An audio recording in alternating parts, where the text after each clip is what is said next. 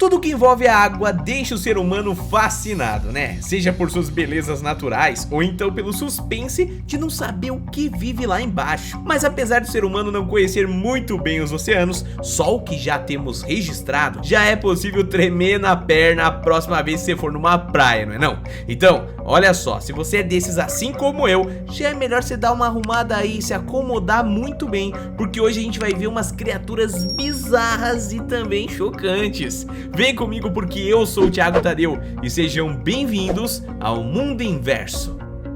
Lesma cone. As lesmas cones são algo que você com toda certeza não vai querer trombar ali na areia da praia, viu? Principalmente sem ter visto esse vídeo aqui primeiro. Justamente porque as conchas dessas lesmas são realmente muito lindas, o que acaba, claro, atraindo aquelas pessoas que gostam de colecionar conchinhas, não é mesmo? Nisso, as pessoas vão sem medo, justamente porque é difícil a gente acabar vendo uma lesma e caramujos como ameaças, né? Apesar de que, bom, muitos trazem doenças. Mas na praia, quem nunca saiu pegando conchinha sem pensar duas vezes, que atire a primeira pedra. E se você tentar pegar uma concha dessas que ainda está sendo habitada por uma lesma, bom, ela pode responder utilizando o seu sistema de defesa, que é uma ferroada com veneno. Ela injeta esse veneno como uma espécie de arpão, literalmente, e ele é tão poderoso que apenas uma gota dele seria o suficiente para acabar com a vida de 20 ou até mais pessoas. E para o nosso terror, essas criaturas são encontradas em regiões tropicais de água salgada, ou seja, família, podemos ver elas pelo Brasil também. Ah, e mesmo sendo extremamente tóxico, o veneno não vai acabar com a sua vida na hora, tá? Já que a quantidade que a lesma administra por ataque não é a dose necessária para acabar com uma pessoa, não é uma gota como eu exemplifiquei antes. Porém, mesmo assim, essa quantidade já é mais do que o suficiente para, em alguns casos, ser sim fatal. O processo seria muito lento mesmo e doloroso, levando alguns dias ou até semanas de intensa dor, confusão mental, paralisia muscular, febre e diversos outros sintomas que acabam até atingindo o sistema nervoso e, né, causando até uma parada cardíaca. Mesmo sendo tão perigosa, até hoje apenas 30 pessoas foram registradas como vítimas dessas lesmas. E se você ver uma na praia, bom, fique bem longe, tá? É melhor cancelar sua coleção de conchas ali e evitar que algo sinistro aconteça. Caravela portuguesa. Eu vou colocar essa criatura no topo da nossa lista de hoje, porque ela já apareceu aqui em um vídeo recentemente, mas vale ressalientar o porquê que ela tá aqui, né? Isso porque, meus queridos, esse animal é definitivamente aquilo que você não quer encontrar de forma alguma quando for dar aquela visitinha no mar. Por mais que pareçam ser uma água-viva, as caravelas portuguesas na realidade são um conjunto de várias pequenas criaturas que juntas formam uma criatura complexa. Algo que acontece com diversas espécies pelos oceanos. Para começar, elas contam com um veneno bem violento, que faria você desejar ter sido, bom, atingido por uma água-viva mesmo, tá? Entretanto, isso não para por aí, já que algumas espécies de tartarugas marinhas são apaixonadas das caravelas portuguesas, tendo elas como um alimento favorito. Logo, quando um grupo de caravelas se aproxima de uma praia de banhistas, elas tendem a atrair também tartarugas, que por sua vez acabam também atraindo o quê? Seus predadores, que no caso são os tubarões, meus queridos. Desse modo, a gente tem um ciclo de cadeia que o único de boa ali é a tartaruga. Desse modo, fique muito atento. Quando você vê caravelas na areia ou ali perto ali da parte mais rasa da água, da praia, né? Fique muito atento. Se tiver tartaruga, então, você sabe que tem um indício muito grande de ter tubarão por perto querendo predar a tartaruga. O ciclo da cadeia alimentar não para e a única coisa que eu quero fazer trazendo esse animal aqui pra esse canal toda hora é alertar você pra não encostar e nem mesmo ter uma associação mais próxima ali desse bicho, viu? Deixa ele seguir a vida dele e você segue a sua também. Arraias. Imagina um peixe equipado com uma espada. Não, eu não tô falando aqui de um peixe-espada, tá? Nesse caso, ele é mais a própria espada em si do que um peixe equipado com uma, né? Eu tô falando das arraias, uma das espécies marinhas mais perigosas de se encontrar numa praia. Inclusive, não é algo tão comum assim para a maioria das pessoas, né? O mais tenebroso é que essa espada é totalmente oculta pelo seu corpo, sendo apenas utilizada em ataques rápidos e surpresa, que tendem a impedir que a sua vítima possa reagir, né? Além disso, como elas costumam nadar bem rente ao solo, falou. A maioria dos ataques na natureza ocorrem quando algum banhista acidentalmente pisa em uma raia que tá passando por baixo dele e, bom, xablau, né? No entanto, mesmo em cativeiro, algumas pessoas acabaram tendo complicações com esses animais, algo que é principalmente reforçado pelo detalhe do seu veneno ser fatal em alguns casos. Digo, se você for atingido em alguma extremidade do corpo, ainda há muitas chances de você ficar de boa, viu? Mas, bom, em outros lugares,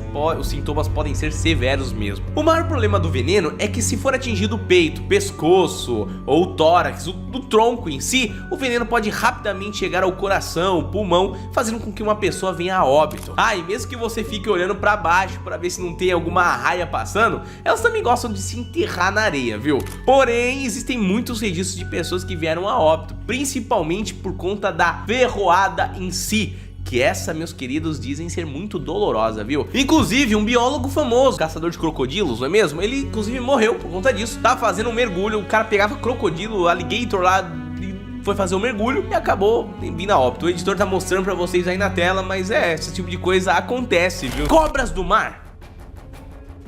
Por mais que exista a possibilidade sim de você encontrar uma cobra marinha, imaginar que ela vai vir debaixo da água e te morder não é bem um negócio assim tão sincero, viu? Isso porque essa não é a principal forma em que os ataques acontecem com esse animal. Geralmente mergulhadores em regiões de corais acabam tendo esse azar constantemente, mas a maioria dos ataques ocorrem com pescadores. E olha, eu vou te dizer de uma maneira nada agradável, tá? Imagina que você é um pescador ali e acaba fisgando um peixe no seu anzol, passando a puxar a linha todo feliz, né? Só que na hora que você tira o peixe da água e coloca a mão nele, sente uma queimadura absurda, notando que enrolado no peixe estava uma cobra marinha. Isso acontece porque elas têm o hábito de se prender aos peixes antes de aplicar a sua mordida, que pode levar um tempo para acontecer. E nesse intervalo ali, se o peixe for fisgado, o pescador pode não notar a cobra e ser atacado sem ver. Então você imagina, não é que ela vai necessariamente atacar um banhista, né? Pode continuar indo na praia, mas é muito bom se atentar, principalmente se você gosta de uma pescaria. Peixe-leão.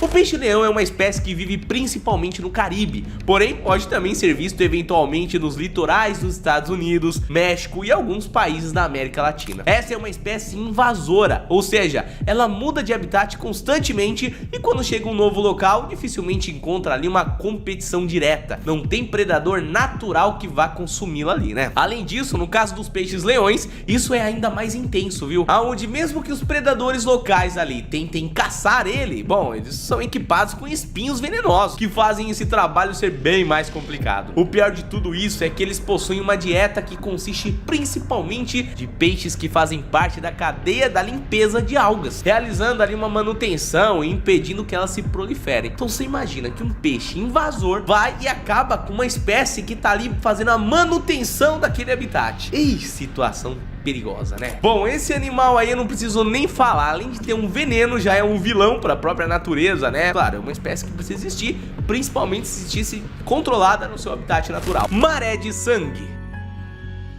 Geralmente algas não são algo perigoso para a humanidade, né? Não é à toa que elas são até um alimento essencial, né, para várias culturas aí do mundo. Só que existem diversas espécies de algas pelos oceanos e, bom, nem todas elas são amigáveis conosco. Essa espécie aqui em específico consegue levar isso para um outro patamar, sendo responsável por criar as marés vermelhas, já que dependendo da sua maturação, elas passam por um processo de oxidação, fazendo com que fiquem avermelhadas. Porém, quando isso acontece, mais um fenômeno também ocorre, que é a liberação de substâncias tóxicas para nós humanos, né, para toda a água. Assim, por mais que possa parecer interessante nadar em um lugar assim, só de ter ela em contato com a sua pele, boca, mucosas ali, você acaba engolindo, ingerindo, né, vai para dentro de você. E olha que você será acometido por muito mais sofrimento mesmo. Dentre as reações estão desde irritações, alergias, ficar se coçando, um monte de outra coisa. Caso você engula sem querer, poderá ter reações estomacais ainda mais severas. Então, meus queridos, por mais que essa maré aí de sangue possa parecer muito bonita, pense que essas algas aí, esse organismo vivo, não é algo tão interessante para se ter contato. Barracuda. A barracuda é um peixe tão maluco que a banda Herf fez uma música com o nome dessa espécie de título, viu? E a escolha não foi à toa, já que essa é uma das espécies de peixes mais poderosas que existe no mundo, e você definitivamente não vai querer ver uma de perto. Elas chegam a medir quase 2 metros de comprimento, algo que não impede a sua velocidade, já que seu corpo tem um formato de torpedo que garante a hidrodinâmica necessária para elas serem tão poderosas. Além disso, elas também contam com dentes extremamente afiados, que podem arrancar membros humanos numa velocidade que a pessoa nem sequer note que algo aconteceu. Cachalote! As cachalotes são uma das espécies de baleias mais antigas que ainda estão vivendo nos oceanos nos dias de hoje, sendo ali vindas diretamente da pré-história. Essas também são as maiores baleias e predadores com dentes que existem no mundo, viu? Aliás, sendo tão boas no que elas fazem, essa é uma espécie que está presente por todo o mundo, existindo poucos animais que consigam confrontar frente a frente. Para você ter uma ideia, até mesmo tubarões sofrem para lidar com esses animais. Não é raro você encontrar cachalotes repletas de marcas de ferimentos e arranhões, algo que demonstra a quantidade gigantesca de confrontos que elas tiveram ao longo da vida. Pra você ter uma ideia aqui, família, elas poderiam ser capazes de enfrentar, quem sabe, até megalodons. Porém, isso mudou numa era bem recente, quando elas se depararam com o maior predador que já existiu no planeta, os seres humanos, né? Durante as grandes navegações e quase até nos dias de hoje, esses animais foram caçados à exaustão, fazendo com que os seus números populacionais despencassem. Isso aconteceu por conta da quantidade de gordura que apenas uma baleia dessas é capaz de fornecer, algo que naquela época era essencial para a iluminação urbana. Bom, essa caça apenas diminuiu depois que a humanidade substituiu a iluminação por lâmpadas elétricas, né? E aí foi diminuindo a demanda pela gordura das cachalotes para zero, literalmente, permitindo que a espécie voltasse a se desenvolver. Mas olha, eu vou falar, depois de muita luta, né? Tubarão-tigre.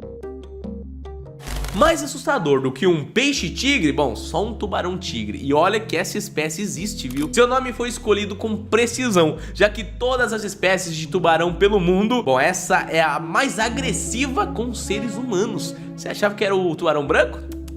Eu sempre falo que os tubarões brancos, e como o filme Tubarão, né, fez com que eles ganhassem uma má fama relacionada aos seres humanos, mas na prática eles nem gostam da nossa carne. E os ataques são mais ali para um teste, para saber o que tá acontecendo, ver ali, nos confundem com tartarugas, focas e tudo mais. Mas no caso do tubarão-tigre, a história é outra, viu? Já que essa espécie parece realmente gostar de comer a gente. Para você ter uma ideia, por mais que a quantidade de ataques dessa espécie seja bem menor do que a dos tubarões brancos, a sua taxa de mortalidade é incomparável, já que eles não vão para um ataque depois da primeira mordida, né, ver o que tá acontecendo e vão embora. Eles continuam atacando, é sinistro.